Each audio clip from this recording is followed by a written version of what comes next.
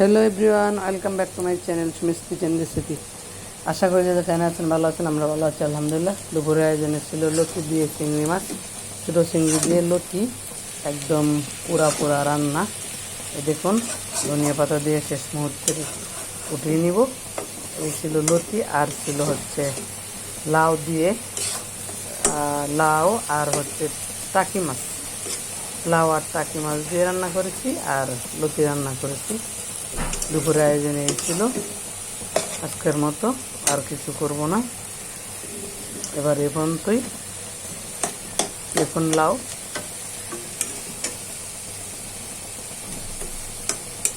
লতি কিন্তু আমি আস্তে আস্তে নাড়াচাড়া করছি, কারণ লতি ভেঙে যায়, ভেঙে গেলে মজা নাই, গাটা হয়ে যায়। এই কারণে আস্তে আস্তে দিয়েছি।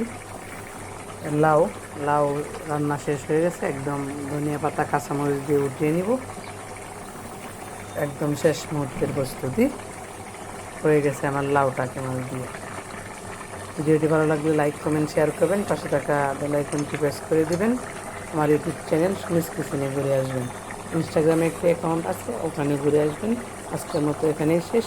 আল্লাহ হাফেজ।